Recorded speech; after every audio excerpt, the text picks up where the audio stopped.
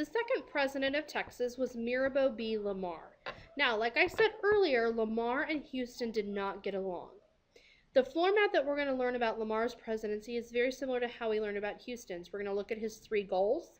We're going to look at the domestic, foreign, and economic policies according to Lamar's presidency.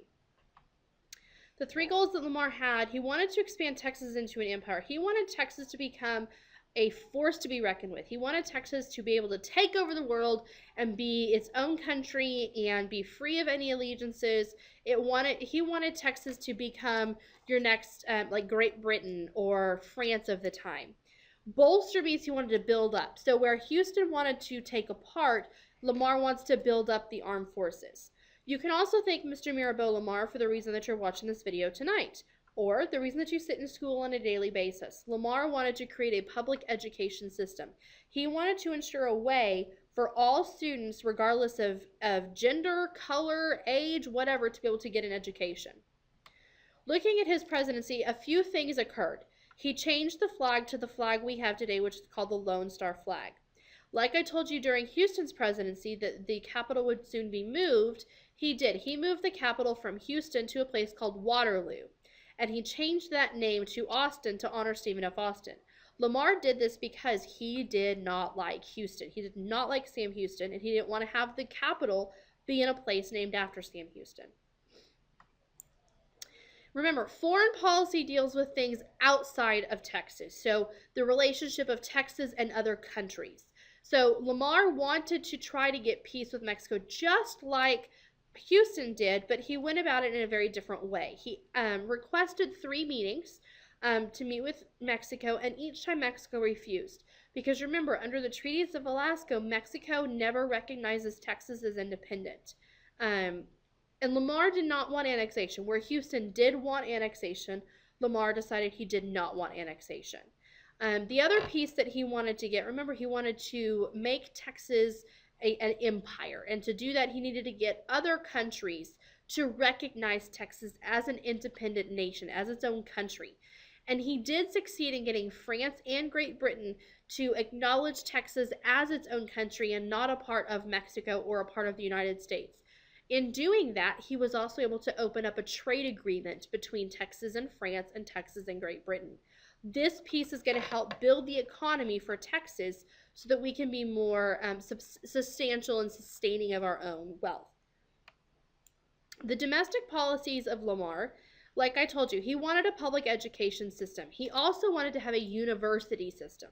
Lamar was the first one to kind of create your first University of Texas. That's where we get UT from. He wanted this to happen so that all people could be educated. He was known, his nickname is the father of education. Like we said earlier, he wanted to bolster, he wanted to build up your army. So he created a Navy. We didn't have a Navy before. So he spends all this money on the Navy. All of the men that Houston laid off, Lamar now picked back up, and he provided all the supplies, food, equipment, everything. So if you can imagine what's happening to the economy right now, Houston was able to keep us not as much in debt and to kind of keep the spending habits at closer to the vest. But Lamar just starts spending, and he's sending Texas into debt. The other piece that Lamar did was where Houston was really good at negotiating with the Native Americans and recognizing the Native Americans as equals. Lamar destroyed all of that relationship. He basically forced the Native Americans out of West Texas. He did everything in his power, and he used force to get the Native Americans away. He didn't want to negotiate or even acknowledge that treaties were in place. So Lamar's domestic policy has its good and its bad points. His economic policy, like I said, because he's bolstering the armed forces and because he's wanting to have this education system, he's really increasing Texas's debt. The other thing that he does is that he approves millions of paper dollars to be printed. What happens here is the more paper dollars printed, the less value each dollar has. So essentially what's happening here is Lamar's printing so much paper money that a dollar in your pocket is worth maybe the dollar that you're currently writing on to take your notes under Lamar's economics, okay? Where we spend $2.5 million when only $1 million came in through taxes. So he has now put us in debt. He has an excess of $1.5 million that he can't pay for. Okay. One thing that he did do is because he was able to get France and Great Britain to acknowledge Texas's independence and its own status as a nation, he was able to try to ask France for a loan for that $1.5 million in addition to the other debt Texas had.